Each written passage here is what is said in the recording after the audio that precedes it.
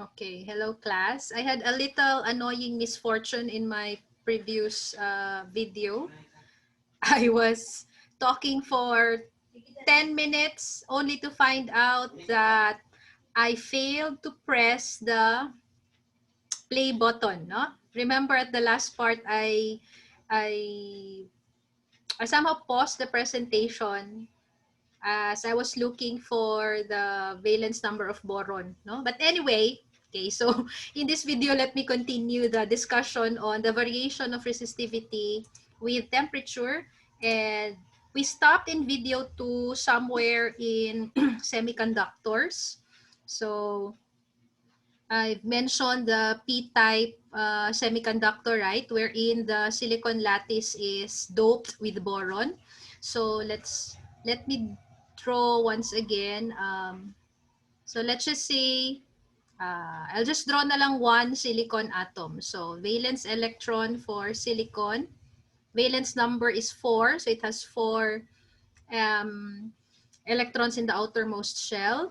If the silicon lattice is inserted with impurity and the impurity is phosphorus, the valence number of phosphorus is 5. So it has 5 electrons in the outermost shell. So if we put now the 5, 2, 3, 4, 5, for this pair, for this bond of silicon and phosphorus here, we have a total of 9 electrons, no? So from the magic number na 8 to be stable for this bond, we now have an extra extra electron. So in other words, if the silicon lattice were doped with phosphorus, then it becomes a negative type semiconductor, also known as the N-type. N-type semicon. Ayan. So that if we put together a P-type and an N-type, then there's this depletion region here. Okay, an N-type. We now have a diode. Yeah. Diode means two-terminal, di. So this is now a diode. Okay, wherein, of course, diode is a very important electronic device, no?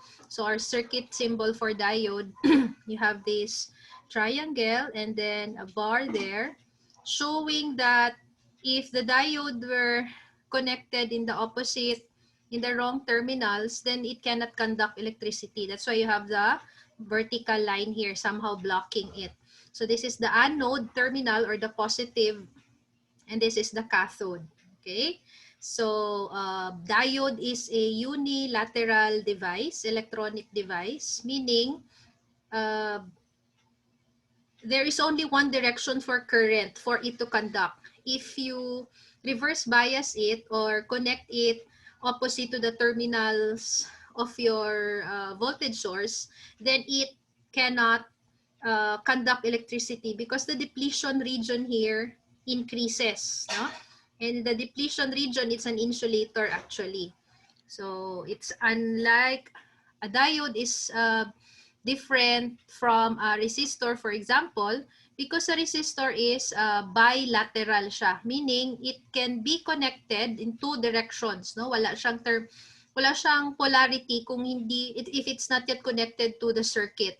But once you connect the resistor to a closed circuit, the terminal or the end of the resistor that's connected to the positive terminal of your voltage source becomes the positive terminal, and the one that's connected to the negative becomes negative. So for the conventional current here in this circuit, a current, positive charges come out from the positive terminal of the source. So you have actually here a clockwise conventional current or a counterclockwise electron flow, something like that. But for the diode, it can only conduct if it's forward biased. Yan. So this is an example of a forward biased diode, meaning the anode is connected to the positive of the source and then the cathode is on the negative. So in this way, conventional current The diode here allows charges to pass through it, no, making a cycle. This is forward biased. So if it's forward bias that diode, the depletion region essentially vanishes so that electrons can just pass through the diode. Pero if it's forward reverse bias, so baliktad siya, reverse bias, you have the cathode here, and then you have the anode here in the negative. So what happens is the depletion region becomes so large that electrons cannot pass through. So the depletion region, ito. So there is no current here. Yan. Why am I discussing this now? Because I know that it's not possible for us to reach the discussion on semiconductors, because before going there, we still need to pass through magnetism, electromagnetism, until mag-semiconductors. And at this point in time, we only have barely 4 weeks before the semester ends. Kaya I decided to somehow insert this fundamental concepts about semiconductors, no? How the reason why they're called as semiconductors. Again, because at room temperature, a semiconductor, what's going on here? Yan. At room temperature, the semiconductor will have an infinitely high resistivity here at room temperature, but as the temperature increases, more and more electrons are freed from the element. So increasing the number of free electrons signify that the resistivity has gone down. Ito, very low na yan siya dyan. So that it can conduct electricity. Okay, that's semiconductor. Now let's go to another interesting material we call superconductor. So a superconductor is a material that has very amazing magnetic properties, no? It can be a very strong super magnet. Okay, so but if you look here, there's this what we call critical temperature. So I'm talking about superconductors now. So at critical temperature, the value of this depends on the the material itself or the substance. So if you look closely, this part of the graph, itong parabolic curve dito, this is where the temperature of the superconductor or the substance muna, hindi pa siya superconductor at this point, the temperature is greater than the critical temperature. So if you notice, if the temperature of the material is still greater than T critical, then there's nothing amazing about this substance yet. It's just acting like it's an ordinary metal because the same lang man ang graph niya sa metal in the first graph. However, something amazing happens when this boundary here, okay? So if you continue to move to the left with decreasing temperature, sa ato pa, if we cool down the substance here below at a temperature that is a little less than its critical temperature, ito, mag-start dito, until it's much less than Tc. So this is where the temperature of the material is much less than Tc.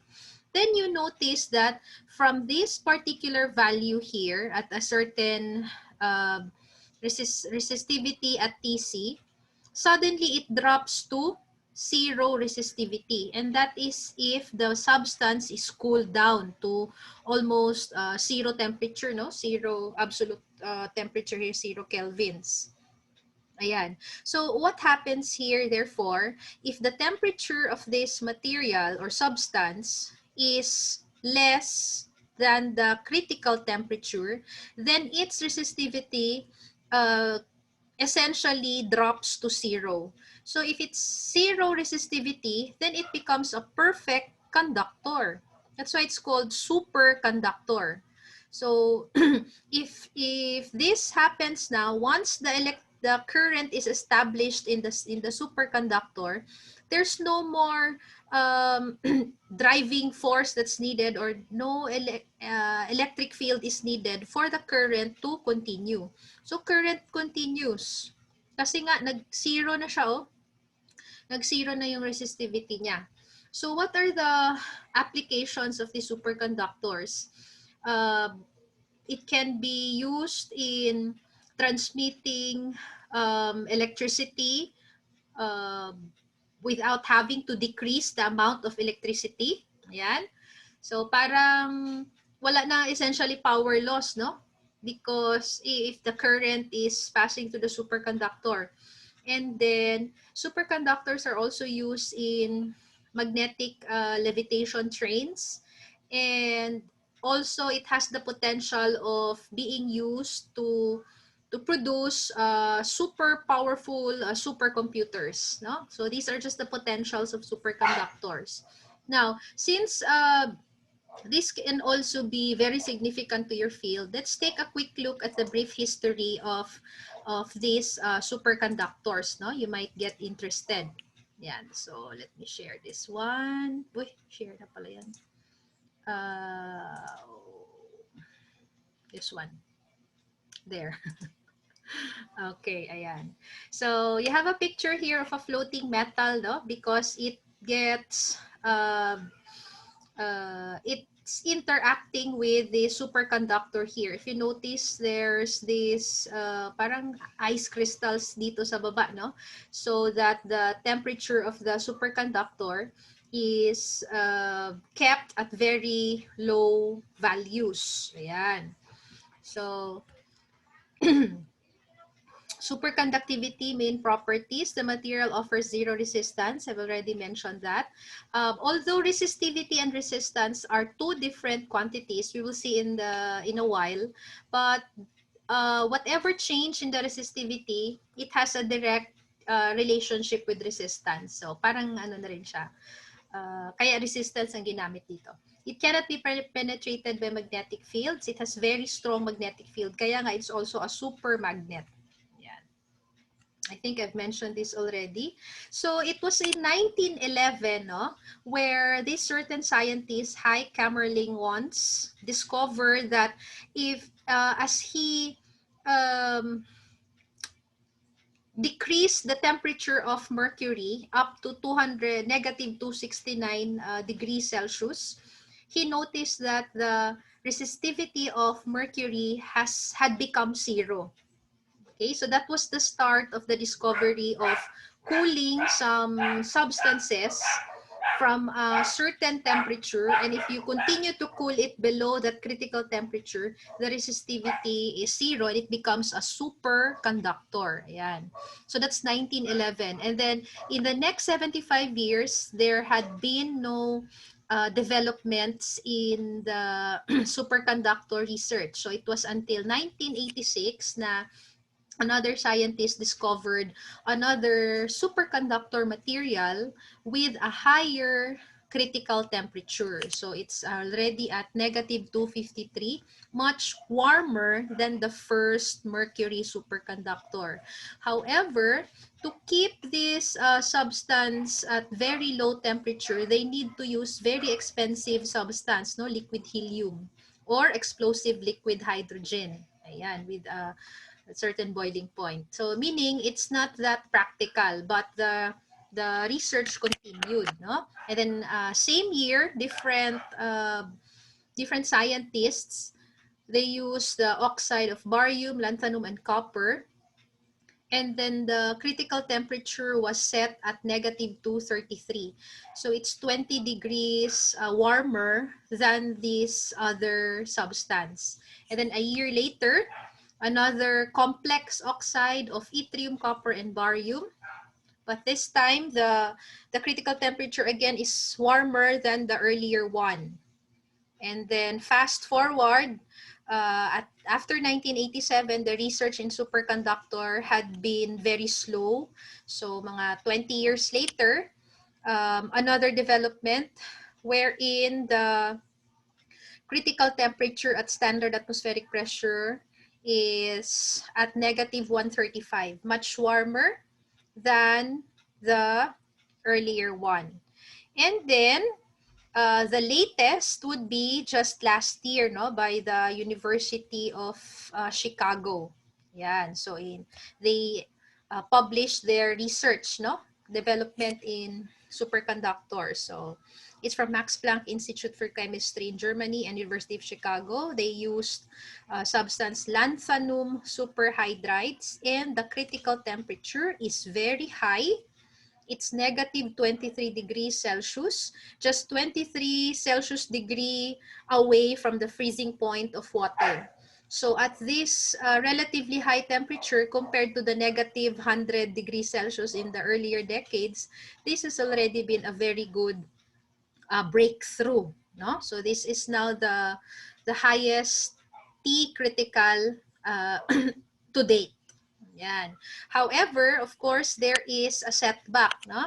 This superconductor will only work if it is subjected to very high pressure. So it has to be pressurized to the point that it's more than 1.5 million times the pressure at sea level. Yan. So imagine that pressure at sea level is around 1.03 to the 5th pascals, right? And then you multiply it by 1.5 million times more. So it's a very high pressured chamber so that the critical temperature is kept relatively high.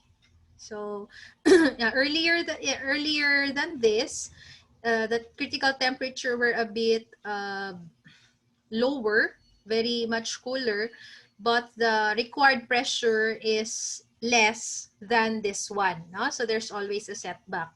But however, what is clear now is research and development under superconductors, in the area of superconductors, the race is still on up to this time. Okay, so ayan, who knows later uh, in your profession, you might get involved in this kind of research, no? Ayan, so that's superconductors. Okay, now let's stop this at this point. Ayan. And then let me continue with the last part of this video 3 in the lecture series. I wish to discuss now the relationship between resistance and resistivity. I'm sorry, this is ayan, dito tayo. So, if resistivity is the ratio of, yan na naman siya, ratio of magnitude of electric field to current density, and what else do we know? There is also a relationship between electric field and voltage, right? So we know from previous discussions that the potential difference between 2 points is directly proportional to the magnitude of the electric field and the distance between the 2 points. Tama ba? So that we can establish a relationship here. In other words, electric field is more difficult to measure than voltage, okay?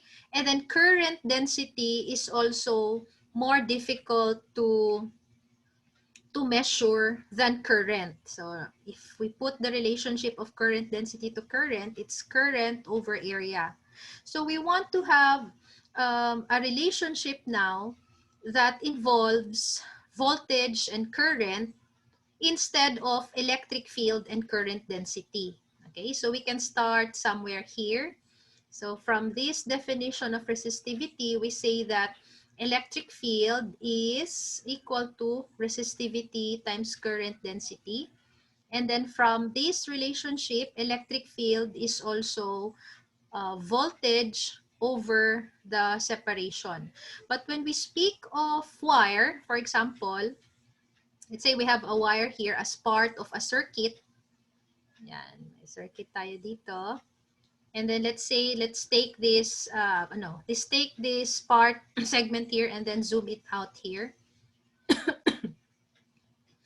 So that the current here would be counterclockwise, conventional current. Conventional current, the positive charges moves out from the positive terminal of your voltage source, and then it goes throughout the circuit and then enters the negative. So conventional current here is counterclockwise. If this, for this segment, you have a current here that is going to the left. Ayan. And then you have the cross-sectional area. So from this point to this point, say for example, we have L as the length of our wire. Okay. And from this point to this point, it will have a certain potential difference. Yan, something like that. So that si D, papalitan natin ng L for the length of the wire. So I'll use L here for the length of the wire. And then, I don't want current density because it's difficult to measure. But I'll write instead current per cross-section area. And then you have voltage per length here. And then we just need to manipulate this so that resistance will surface. So this becomes resistivity times the length of the wire over the cross-section area. It will give you voltage over current. Now from Ohm's law, excuse me, you know that voltage is the product of current and resistance. So V over I actually is equal to the resistance of the material of the wire. So therefore, the resistance is a characteristic of your wire where your current passes through.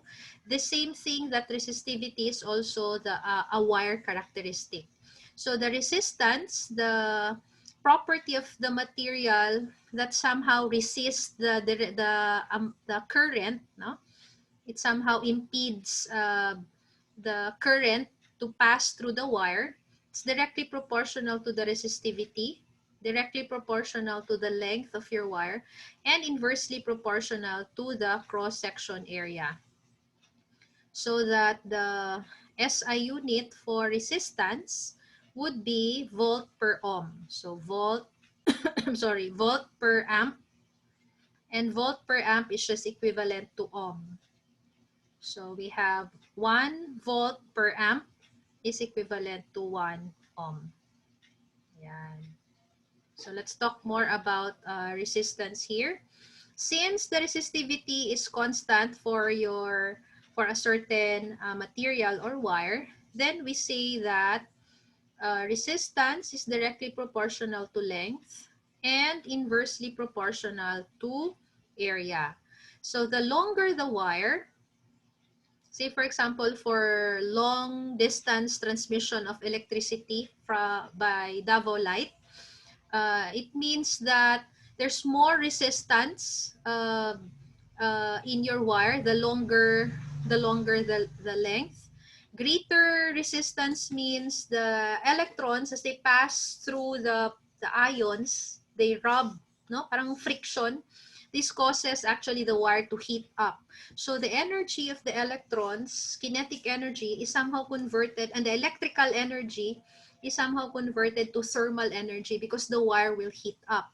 And this energy that is lost to the environment cannot be retrieved and put back to the wire. So that's now the power loss, no? So that, oops, kaya for long distance transmission of electricity by a power supplier like power provider like Davao Light, okay, to avoid, so you have power loss, electrical power loss, you have the square of the current times resistance. So the higher the length of the wire, the greater is the resistance. Greater resistance means greater power loss. So that's profit loss, no, in part of the supplier. Kaya nga meron tayong in the service that we pay the Davao Light, there's always this portion for power loss or something. Generation charge, kumbaga, something like that. So, to compensate for this increase in resistance with increase in length, for long distance electricity distribution, they need to use bigger. So if we have the same length, for example, same L ito, pero it's much larger cross-section area, so it somehow compensates, no, the power loss. Something like that. Kasi mababawi siya sa increase in the cross-section area. So if you notice, for long-distance transmission of electricity, the power lines are usually large wires, not the thin ones. Okay, so that's the reason for that. So to wrap things up, remember that resistance impedes the motion of the charges. So we say, therefore, from Ohm's law, that you have an inverse relation between current and resistance, diba?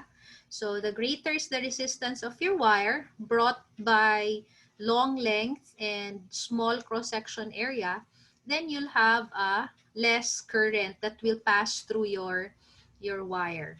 Ayan. That's the relationship there. What else? Different resistivities for different substances. Metals, of course, will have the least resistivity, whereas insulators will have very huge resistivities. And then semiconductor, semi-semi siya. There is a time in its life where its resistivity is so high. This is at room temperature, but if you increase the temperature, its resistivity goes down. It becomes a conductor. And then for superconductors, as mentioned, temperatures below critical, its resistivity is 0. Okay? Ayan. So, what else? In the next video, we will be talking about color-coded resistors and resistor combinations. And then after that, we'll have uh, electromotive force, no? I think. Okay, so enough for this at this point. Even if I haven't discussed an example here for resistance, it's still expected na you need to do some exercises on this, diba? Tama, before I forget. If resistivity depends on temperature, then resistance must also be dependent on temperature, no? So resistance as a function of time is similar to resistivity. So you have resistance at reference temperature, and then you have 1 plus the coefficient of resistance, and ano yun? T, wait, I forgot. Let me look at my código. Yan, where is that?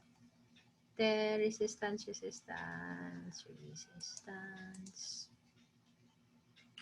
T minus T sub 0, I'm sorry. So this should be 1 plus alpha and then delta T. 1 plus alpha delta T. Yan. Okay? Where T sub naught can be 0 degrees Celsius or room temperature 20 degrees. Ayan. So that's it for video 3. I'll see you in the next video. Bye-bye.